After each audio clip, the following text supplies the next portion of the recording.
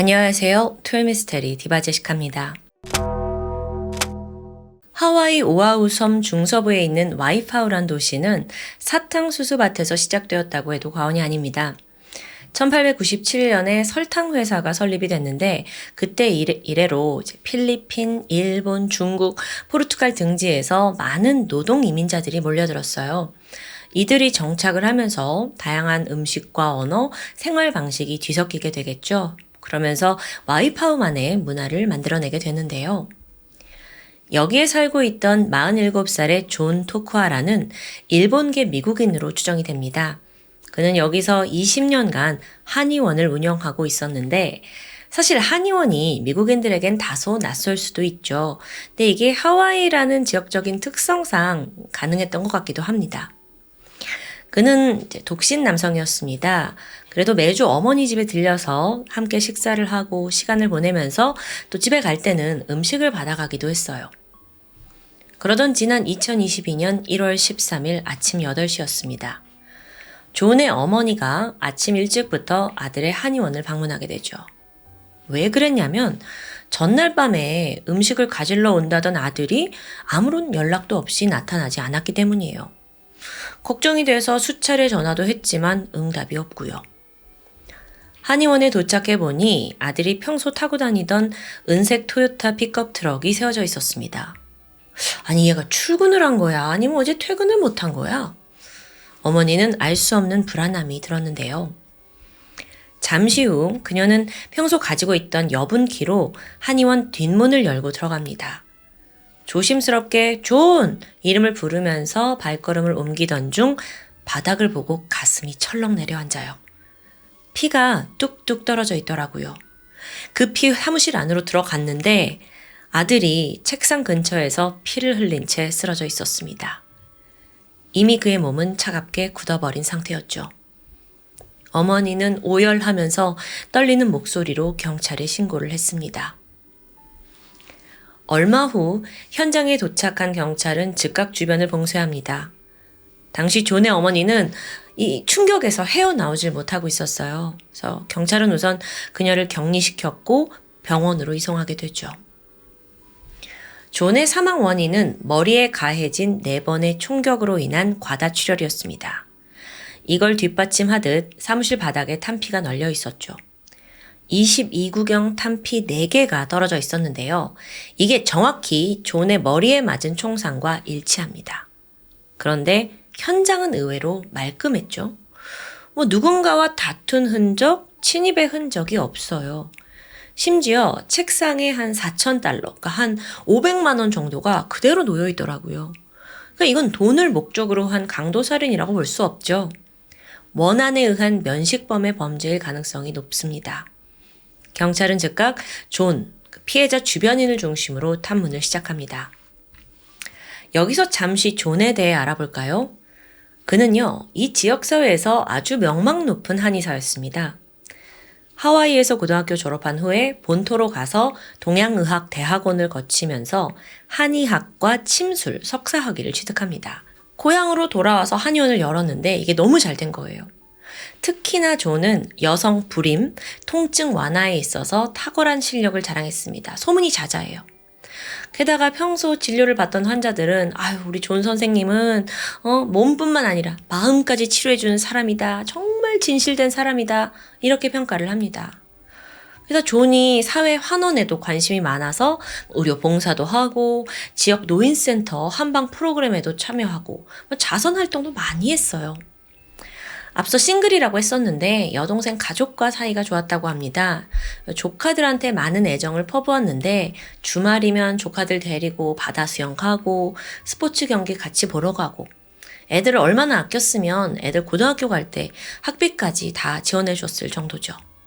그런데요, 존의 미담이 여기서 끝나지 않아요. 자기 성을 따서 직접 토쿠하라 장학금 프로그램을 운영했더라고요. 그래서 이 지역에서 의료 관련 대학에 가고 싶어하는 고등학생들에게 장학금을 지원해주는 그런 프로그램이죠.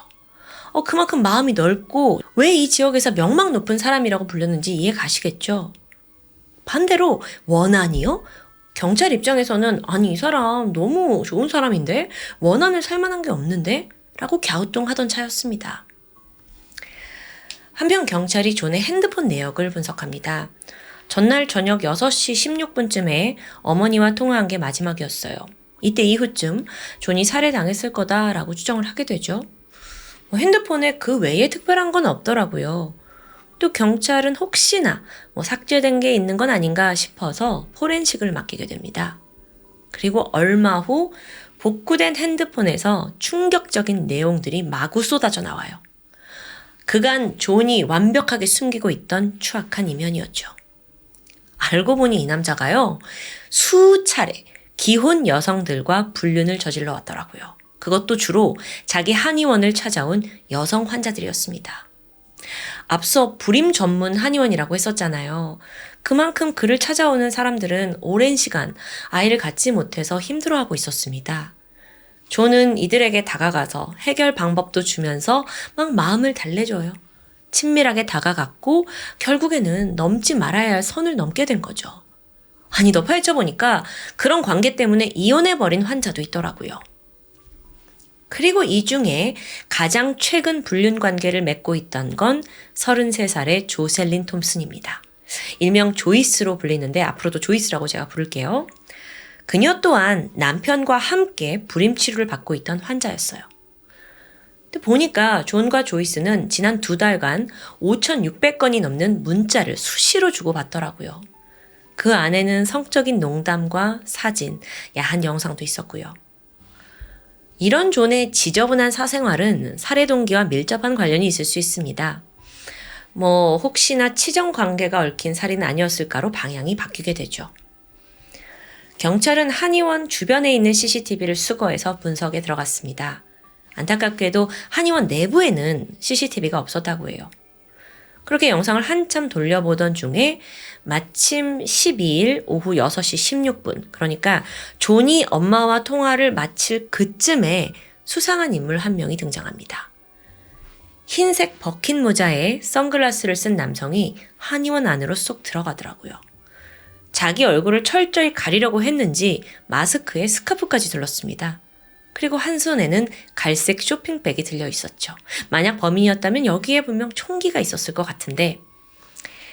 그리고 남성은 한의원에 들어간 지 불과 48초 만에 빠져나와요. 이후의 모습은 그 어디에도 포착이 되지 않았는데 이를 통해서 인상착의를 바꾼 것으로 추정이 됩니다. 근데 경찰 발견이 이것만이 아니에요. 사건 1시간 전인 오후 5시쯤 이번에는 수상한 차량 한 대가 계속 이 주변을 돌고 있더라고요. 이게 흰색 쉐보레 실버라도 픽업 트럭입니다. 근데 막 계속 돌다가 어느덧 볼일을 다 봤는지 떠나요. 아니, 그러고 다시 저녁 6시에 인근에 등장했습니다. 저녁 6시. 이 시간대는 앞서 얼굴을 가린 용의자가 등장한 시간대와 겹치죠. 자, 그러면 바로 실버라도 차량 번호 알아내서 추적하면 되지 않냐? 문제가 있었어요. 이게 너무도 흐릿하게 찍힌 나머지 번호 식별이 불가능했던 겁니다. 그래서 경찰은 일단 이 오하우 섬에서 동일한 모델을 소유한 50여 명의 인적 사항을 일일이 확인했고요. 바로 이때 경찰의 눈에 들어온 이름이 있습니다. 바로 34살의 남성 에릭 톰슨. 톰슨 이 성을 어디서 들었더라? 네, 그는 바로 조이스의 남편이었습니다. 에릭, 그의 과거를 좀 살펴볼까요? 호놀룰루 명문 고등학교를 졸업한 후 하와이 대학에 갔습니다. 근데 이 사람이 외모도 준수하고 머리도 좋아서 여자들한테 인기가 되게 많았대요. 그런 에릭에게는 어릴 때부터 사귀어온 첫사랑 여자친구가 있었는데 그녀가 바로 조이스였습니다. 이 두 사람이 고등학교 졸업한 직후에는 잠깐 헤어졌는데 다시 만나요. 대학교에서요. 그리고 CC를 거쳐서 결국 2017년 와이키키 해변에서 꿈같은 결혼식을 올렸죠. 에릭은 대학을 졸업한 후에 인테리어 리모델링 업체를 창업했는데요. 사업이 또 대박이 납니다. 이 부부가 돈을 많이 벌었어요. 그래서 이들이 살던 곳이 카할라 지역인데요. 여기가 하와이에서도 손꼽히는 부촌입니다. 해변을 바라보고 있는 호화 저택이 즐비해요. 그래서 하와이의 베버리 힐스다라고 불릴 정도죠. 그만큼 이 부부가 살고 있던 저택도 어마어마한데요. 그렇게 모든 게 완벽할 것 같았던 부부에게 비극이 찾아옵니다.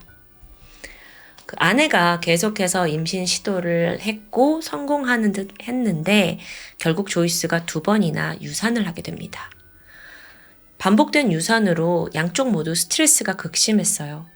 근데 바로 이때 지인으로부터 야, 그 존이라는 사람이 운영하는 한의원에 가봐라. 거기가 불임에 되게 잘한다더라. 조이스는 지푸라기라도 잡는 심정으로 존의 한의원에 찾아가서 침술 치료를 받게 돼요. 또 남편 에릭도 같이 와서 받으면 좋다고 해가지고 한 차례 가서 침을 맞았고요. 아니 근데 이게 효과가 있었어요. 그래서 치료를 받은 지 몇 달 만에 임신에 성공한 겁니다. 그렇게 10달이 지나서 부부는 너무도 소중한 딸을 품에 안게 되죠. 이런 기적 같은 결과를 만들어냈으니 조이스는 그때부터 이제 한의사 존을 더 신임하게 돼요. 그래서 산후 치료도 그에게 받게 되죠. 쭉 2사람의 관계가 이어지는데요. 그러던 2021년 7월 남편 에릭이 어딘가 아내에게 수상함을 감지합니다. 막 누구랑 문자를 주고받는 듯 끽끽대기도 하고 또 남편이 자고 있던 어느 날은 새벽에 몰래 외출까지 했더라고요. 이상하잖아요. 본능적으로 아내가 바람을 핀다는 걸 감지해냈죠. 에릭이 아내를 강하게 추궁했고 결국 조이스는 진실을 털어놓습니다. 그리고 그 상대가 누구냐? 다름 아닌 한의사 존. 에릭도 아는 사람이에요. 에릭은 믿었던 아내에 대한 배신, 그리고 또 자기한테는 은인과도 같았던 그 한의사와 불륜? 너무 큰 충격을 받아서 당장 이혼하고 싶었습니다. 근데 이제 어린 딸이 있잖아요. 그래서 쉬운 결정이 아니죠. 아내 또한 내가 잘못했다. 용서해줘라. 다신 이러지 않겠다. 호소합니다. 그리고 그 자리에서 불륜남 존에게 메시지를 보내요. 나 이제 우리 남편이 다 알았다. 당신 죽일지도 모른다. 우리는 여기까지다. 더 이상 연락하지 마라. 이렇게 통보를 합니다. 이런 노력을 가상하게 받는지 에릭은 아내를 용서합니다. 이후 2사람은 심리 상담도 받으면서 관계를 회복하려고 노력했어요. 하지만 에릭 입장으로는 한 번 바람핀 사람인데 또 같은 실수 저지를 수 있잖아요. 그래서 아예 계약서 하나를 작성하게 돼요. 만약 또다시 바람을 핀다면 이 집의 소유권과 딸의 양육권을 모두 아빠인 나한테 일임한다는 조건이었죠. 자, 여기까지 파악한 경찰은 에릭에게 강한 살해 동기가 있다고 판단했습니다. 즉각 압수수색에 들어갔고 그의 차량과 집을 포함해서 모든 전자기기 압수해서 조사해요. 보니까 에릭의 금고에 14정의 총기가 들어있더라고요. 아니 어떻게 사람 집에 총기가 14정이나 있는지 모르겠지만 근데 이 중에는 등록되지 않은 것도 2정이나 있었습니다.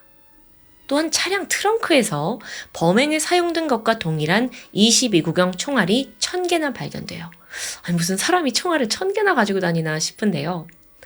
참고로 총의 총열 부분에는요. 나선형의 홈이 파여 있습니다. 총을 탕 쏘면 이 부분을 총알이 탁 통과하잖아요. 근데 그때 이제 홈이 생겨요. 이게 총마다 미세하게 다르기 때문에 사실 경찰 수사에서는 지문처럼 활용이 되거든요. 그래서 경찰이 에릭의 금고에서 발견된 14정의 총기와 현장에서 발견된 총알을 비교했죠. 근데 이게 일치하질 않아요. 이거 뭐지? 아니 살해 동기도 있고 무기도 같은 거였는데 이게 일치하질 않는 거예요.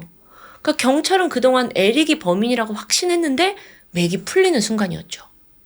근데 바로 이 순간 형사님 영상 확인 좀 해보세요. 수사관이 추가로 찾아낸 영상이 있었습니다. 그게 뭐였냐면 이 집 뒷뜰에 있는 CCTV예요. 보니까 사건 당일에 약 1시간에 걸쳐서 에릭이 뒷뜰에서 무언가를 태우는 장면이에요. 그게 뭔지는 정확히 알 수 없었지만 경찰은 이때 혈흔이 묻은 옷을 처리했다라고 판단하게 되죠. 그럼 에릭은 이 상황에 대해서 어떻게 대처하고 해명을 할까요? 그는 강하게 무죄를 주장합니다. 사건 당일 오후 5시 내가 운전을 한 거 맞다. 나는 공사를 하다가 이제 깨진 벽돌이 폐기물로 나왔는데 그걸 폐기물 처리장에 버리러 갔고 그 다음에는 마트에 가서 장을 보고 집에 돌아왔다. 나한테 의심할 게 뭐 있냐? 이렇게 진술을 합니다. 근데 여기에 모순점이 있어요. 그날 폐기장에 근무하고 있던 경비원이 에릭의 얼굴을 기억하지 못하는 거예요. 심지어 이 폐기장 자체에는 벽돌 반입이 금지되어 있더라고요. 게다가 마트에 갔었다면서요. 마트에 결제한 내역이 없습니다. 그래서 경찰이 아니 당신이 폐기장이랑 마트에 갔다는 증거가 없지 않냐라고 추궁을 하니까 에릭도 요리조리 변명을 합니다. 아니 일개 경비원일 뿐인데 어떻게 모든 사람 얼굴을 알겠느냐. 그리고 마트에선 내가 현금 결제를 해서 내역이 없다라고 하는 거예요. 지금 이거 경찰과 이 유력 용의자 간에 기싸움을 벌이는 듯 하죠. 여긴 근본적인 이유가 있습니다. 양쪽 모두 살인에 대한 확실한 증거가 없기 때문이에요. 이렇게 가면 사실 검찰 입장에서는 재판 가서 불리해질 게 뻔하죠. 근데 바로 이때 또 기적 같은 일이 벌어져요. 다시 한번 한의원 주변을 탐색하고 있던 한 수사관이 우연히 인근 노숙자 텐트를 지나가던 중에 노숙자 한 명이 눈에 익은 모자를 쓰고 있더라고요.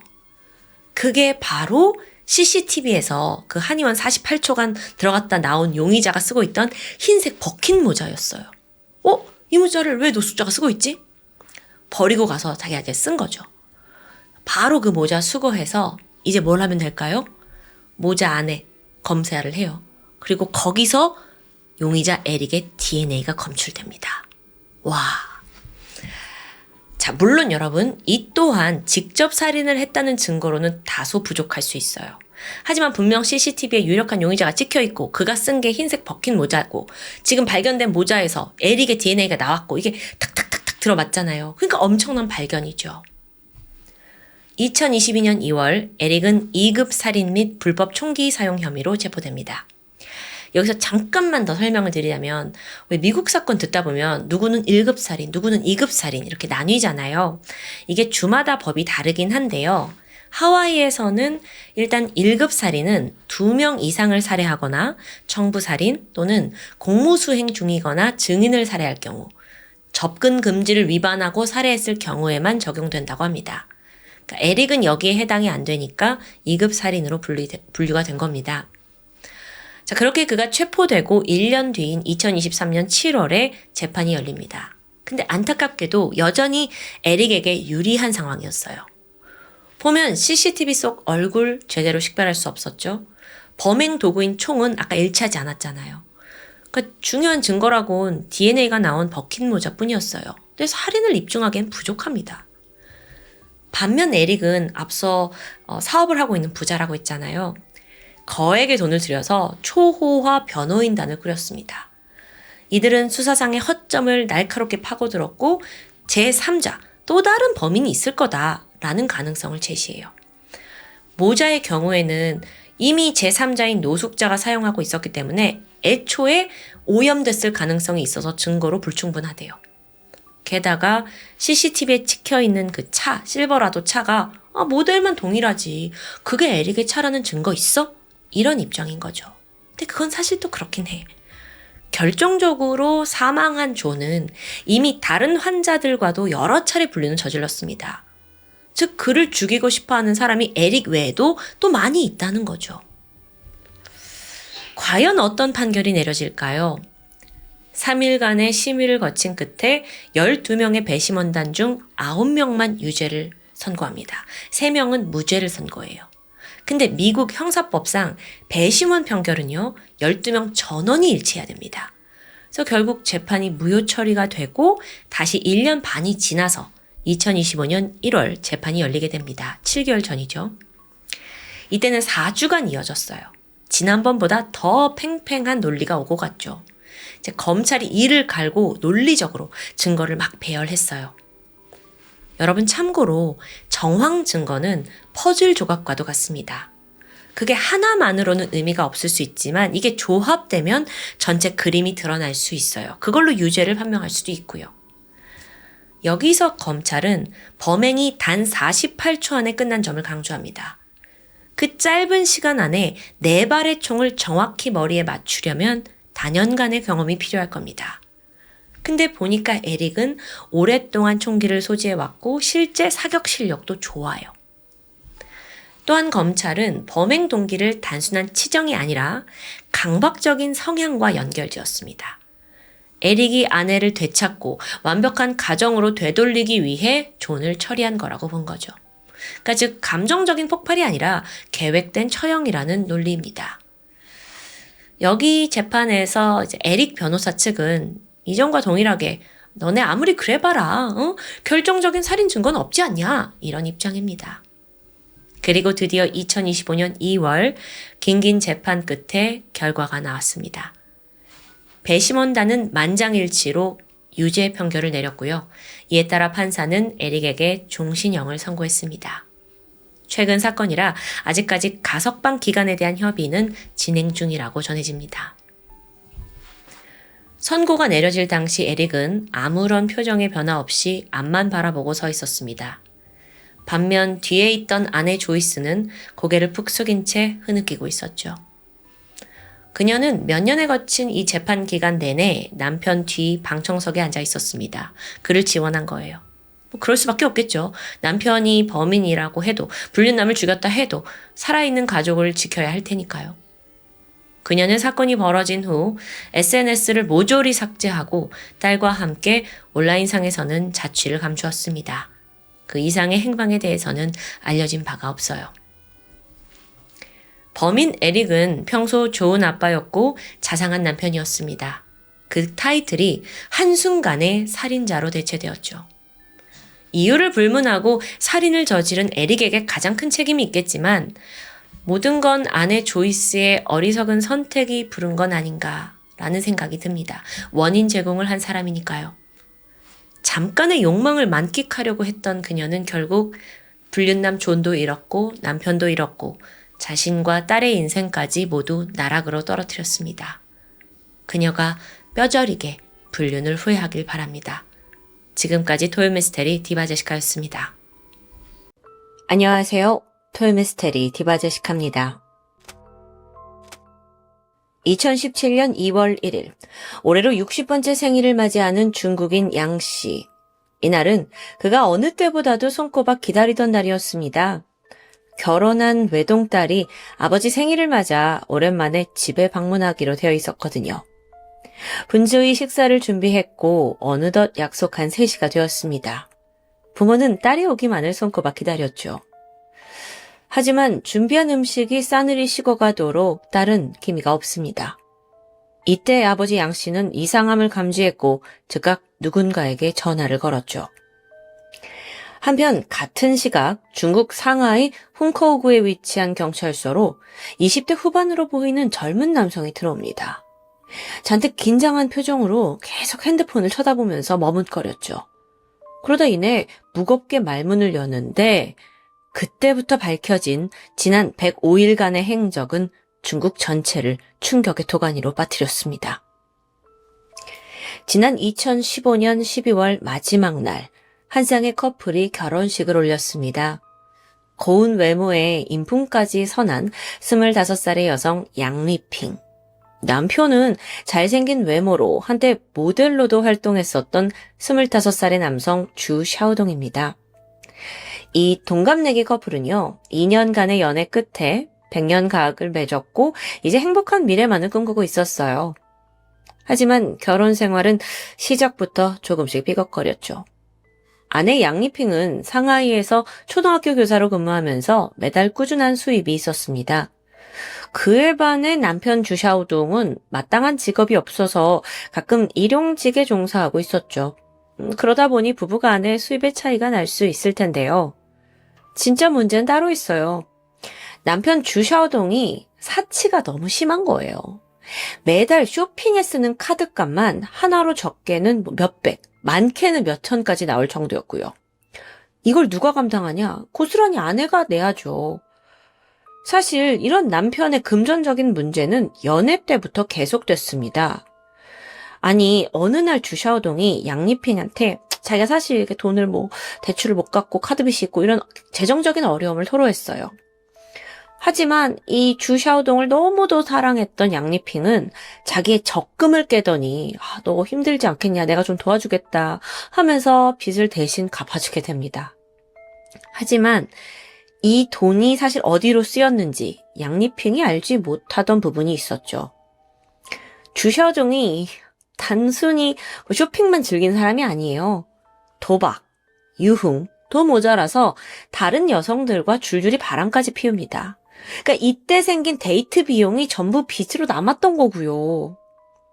사실 이런 문제는 두 사람의 결혼 얘기가 오갈 때까지도 계속 발생했어요. 그래서 양리핑의 아버지는 이 예비사위 주샤동을 삼탁지 않게 생각했었죠. 심지어 알고 보니까 이 남자 과거도 심상치가 않습니다. 중학교 때 강도 사건에 가담한 혐의로 체포된 이력이 있는 거예요. 뭐야 이거. 너무 영 질이 안 좋은 사람 같은데. 근데 또 아버지가 봤을 땐 딸이 너무 이 남자를 사랑하는 거예요.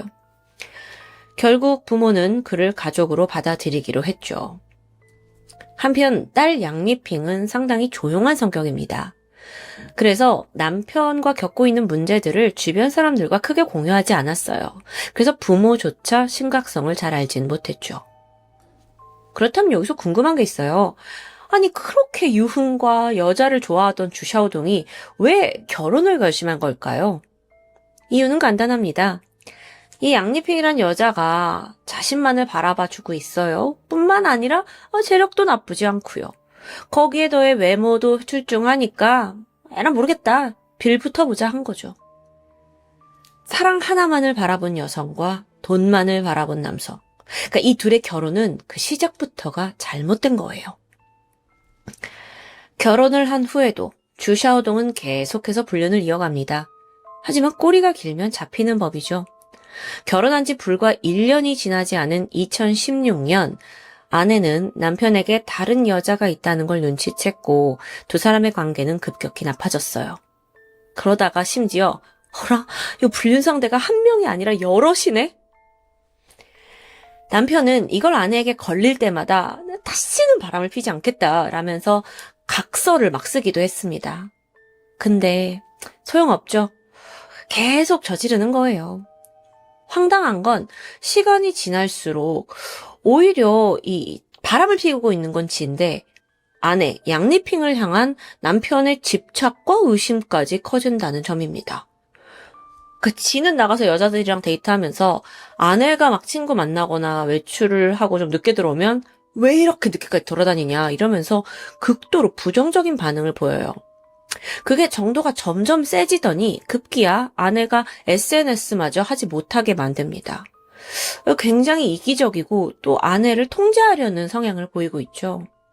근데 이 와중에도 양리핑은 아무리 지금은 내 남편이 이럴지언정 좋은 사람으로 바뀔 수 있다고 믿었어요.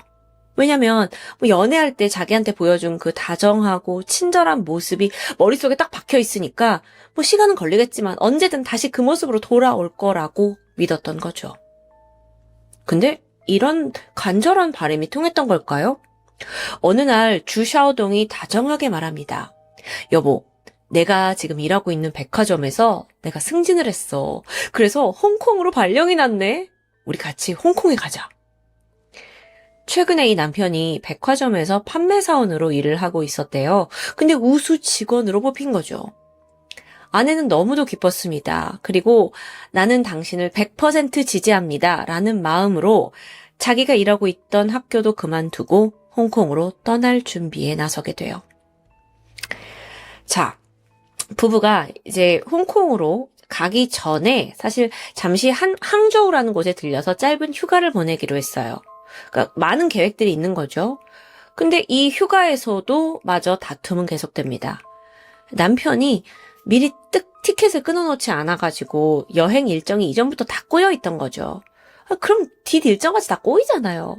그러니까 아내는 원하던 호텔, 내가 꼭 가고 싶은 호텔이 있다면서 거길 예약을 해놨는데 남편은 티켓을 제 시간에 안 끊어놓고 막 이러니까 아내가 실망을 하면서 불만이 쌓이고 그 항저우에 들린 시간이 이틀 정도였는데 그 짧은 이틀 동안 여행 내내 계속해서 싸웠다고 합니다. 그렇게 감정의 골을 풀지 못한 채 10월 17일 두 사람은 홍콩에 도착합니다. 그래도 다행히 이후에는 별 문제 없이 지내는 듯 했어요. 딸한테 문자가 왔는데 홍콩 생활에 조금씩 적응하고 있어요. 꽤 만족스럽네요. 이렇게 안부를 전해왔습니다. 내심 걱정하던 가족들은 그나마 마음을 놓을 수 있었죠. 양리핑은 친구들에게도 문자를 보냈는데 남편과 요즘 좀 트러블이 줄어들었어. 이런 내용이에요. 친구들도 안심했고 그렇게 시간은 어느덧 3달이 흘렀습니다. 이맘때쯤 양리핑 아버지의 생일이 다가옵니다. 가족들은 막 오랜만에 다 같이 모이기를 손꼽아 기대했죠. 딸도 좋은 와인을 사서 이 생일에 꼭 참석하겠다고 했고요. 근데 당일 2월 1일 디데이가 되었지만 아무리 기다려도 딸이 나타나지 않는 상황입니다. 근데 분명 어제까지만 해도 사진과 연락을 활발히 주고받았거든요. 그래서 아버지는 걱정이 됐죠. 그래서 일단 사위 주샤오동에게 바로 연락했지만 어쩐 일인지 그 역시도 감감무소식입니다. 그렇게 초조해하고 있을 무렵 전화 한 통이 울렸습니다. 중국 공안이에요. 따님이 사망하셨습니다. 네? 근데 어제까지 제 딸하고 연락을 했는데 무슨 소리예요? 어떻게 된 일일까요? 시간은 3달 전인 10월 17일, 양리핑과 남편 주샤오동이 홍콩에 도착한 바로 그날로 돌아갑니다. 갈등을 풀지 못하고 여행 내내 싸우고 바로 여기에 온 거죠. 근데 오자마자 또 말싸움이 시작됩니다. 근데 이날은 유독 이 싸움이 끝날 기미가 보이지 않았어요. 주샤오동, 이 남편은 늘 그랬던 것처럼 막 대화를 건성으로 무마해요. 자기가 잘못한 점에 대해서는 막 어떻게든 핑계를 대고 빠져나가려고요. 아내 또한 이번엔 좀 따끔하게 말을 해야겠다면서 쉽게 화를 풀지 못하고 말을 이어갔는데 그 순간 주샤오동이 아이씨 저 잔소리! 참을 수 없는 분노가 치밀었습니다. 그 정도만 하면 될 것이지 왜 여기까지 와서 이래! 하면서 그는 양손을 꽉 쥐더니 아내에게 달려들어요. 그리고 강하게 그녀를 밀쳐버렸죠. 끝이 아닙니다. 넘어진 그녀의 목을 아주 힘껏 조르기 시작했어요. 잠시 후 정말 너무도 갑작스러운 공격에 제대로 저항도 못한 양리핑은 몸에 힘이 풀리더니 스르륵 정신을 잃고 말아요. 그제서야 상황을 파악한 주샤오동이 안대를 막 흔들면서 깨워보려 했지만 그녀는 이미 숨이 끊어진 듯합니다. 그렇게 한순간에 화를 참지 못하고 살인을 저지른 거예요. 그런데요, 이 다음으로 주샤오동이 보인 행동은 좀 놀랍습니다. 쓰러진 아내를 이불로 돌돌 감쌌어요. 그리고 딱 보니까 베란다 한켠에 대형 냉동고가 놓여 있었죠. 그 안에 집어넣은 겁니다. 시신을 냉동 보관한 거죠. 여러분, 지금까지의 일들은, 지금 홍콩 아파트에서 벌어진 일은 남편 주샤오동이 경찰에게 직접 자백한 내용을 토대로 했습니다. 그러니까 그는 홧김에 우발적으로 양리핑을 살해했다는 거죠. 범인들의 단골 멘트죠. 우발적 살인. 근데 이상한 점이 있었어요. 아니, 이 홍콩 새 집에 처음으로 도착한 날이잖아요. 근데 마침 대형 냉동고가 있었네?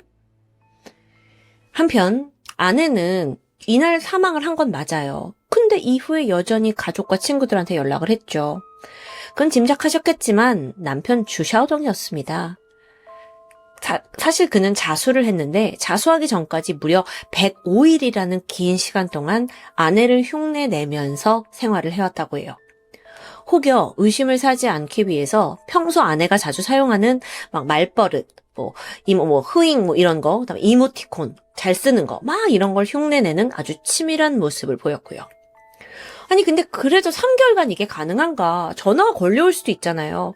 그래서 띠르르라고 걸려오면 해외여행 중이라서 받을 수 없다는 문자를 보내고 내 핸드폰 스피커가 고장이 나서 전화가 안 돼. 이런 변명으로 계속 둘러댔던 거죠. 뿐만 아니라 주변 이웃의 의심을 사지 않기 위해 뭘 했는 줄 아세요? 그러니까 자기가 완전 완벽한 범죄를 저질렀다고 생각했나 봐요. 철저하게 알리바이를 만드는데요. 마치 아내가 살아있는 것처럼 아내 옷을 입고 얼굴은 잘 안 보이게 변장을 해요. 그리고 개 산책을 다닙니다. 그러니까 주변 사람들이 저 집 와이프가 이렇게 개 산책 다니는구나 라는 알리바이를 만들기 위해서요. 근데 생각해보세요. 분명 이 사람이 우발적인 범행을 했다고 했잖아요. 충동적으로 화가 나서 막 밀치고 죽였다 했는데 그렇다고 보기엔 이후의 행동들이 너무도 계산적입니다. 그래서 경찰도 의심이 갔죠. 그래서 끈질기게 수사한 끝에 또 다른 충격적인 사실이 드러납니다. 일단 애초에 주샤오동은 백화점에서 일을 한 게 아니에요. 이미 잘린 지 오래였어요. 우수사원이 된 적도 홍콩으로 이직 기회를 제안받은 적도 없습니다. 근데 그런데도 홍콩행을 택했잖아요. 사실 그는 그곳으로 떠나기 전에 2권의 책과 대형 냉동고를 주문해뒀는데요. 그 책 한 권은 완전히 다 살인에 관한 내용이었고요. 나머지 한 권은 죽음의 해부학, 심지어 책 내용은 주샤오동의 범행 수법과도 상당히 일치했습니다. 이에 대해 남편은 아내가 평소에 스릴러물을 너무 좋아해서 내가 주문한 거다 이렇게 변명했어요. 설득력은 없죠. 그럼 냉동고는요? 이 역시 아내가 고기를 너무 좋아해가지고 미리 사둔 거래요. 무슨 고기를 너무 좋아해서 새로 들어갈 집에 대형 냉동고를 사놓냐고요. 한편 사망한 아내를 이렇게 얼려서 방치한 이후 주샤오동은요, 아내 카드로 거기서 만나는 새로운 여성들과 데이트를 즐겼습니다. 잘생긴 얼굴 들이밀고 멀끔하게 만나서 즐긴 거죠. 또 집 안에는 아내가 시신으로 얼려져 있고요. 근데 이 와중에 또 한국으로 여행을 가는 여유까지 부렸어요. 그러다가 양리핑 아버지 생일이 다가왔죠? 무슨 생각인지 제가 생일날 집에 가겠습니다 하고 막 문자를 보내요. 그렇게 105일이라는 시간이 흘렀고 드디어 2월 1일 주샤오동은 가족들로부터 연락을 계속 받습니다. 언제 도착하냐, 남편이랑 같이 오냐, 우리 뭐 먹자. 그러니까 점점 이게 압박감으로 다가왔던 것 같아요. 그러다가 결국 생일 당일날 제 발로 자수를 하게 된 거예요. 2018년 8월 첫 공판이 열렸습니다. 이 재판의 쟁점은 이게 우발적인 거냐 계획한 거냐 이 부분이에요. 주샤오동은 혐의를 부인했고요. 법원은 어떻게 판단했냐면 물론 그가 자수를 하긴 했어요. 하지만 이게 죄책감 때문이 아니다라고 본 거죠. 그러니까 곧 들통날지도 모른다는 그 압박감 때문에 자수를 한 거다라고 판단을 했고요. 결국 법원은 아내 살인 그리고 사체 은닉 혐의를 인정하고 그에게 법정 최고형인 사형을 구형합니다. 2019년 7월 항소가 실패하고 주샤오동의 사형이 확정됩니다. 그리고 사건으로부터 3년이 지난 2020년 6월 집행명령이 떨어졌죠. 그렇게 잔혹했던 105일간의 범행은 막을 내렸습니다. 근데 아직 끝은 아니에요. 남은 유가족들을 분통 터지게 하는 또 다른 일이 있거든요. 이 범인 주샤오동의 어머니가 한 언론과의 인터뷰를 했는데요. 우리 아들은 아주 예의가 바르고 소심한 성격이에요. 부부끼리 뭐 사소한 다툼으로 벌어진 일인데 너무 억울한 판결을 받은 것 같다고요. 이렇게 막 아들을 두둔하고 나서는 거예요. 자기 자식만 귀합니까? 여기서 진짜 피해자는 양리핑이에요. 이걸 들은 유족의 심정은 어땠을까요? 자신의 생일날 딸이 죽었다는 소식을 들은 아버지. 안타깝게도 그는 이후 딸을 잊지 못하고 이 비극을 극복하지 못하고 매일매일 술에 의존해서 살고 있다고 전해집니다. 인생이 산산조각난 거죠. 주샤오동에게는 비록 사형이라는 엄중한 형벌이 내려졌지만 과연 이걸로 유족들의 고통이 덜어졌다고 할 수 있을까요? 너무도 믿고 사랑했던 그 남편의 손에 죽음을 맞이했고 이후 냉동고에서 3개월 이상 방치된 양리핑. 그건 분명 사랑이 아니었습니다. 지금까지 토요미스테리 디바제식합니다.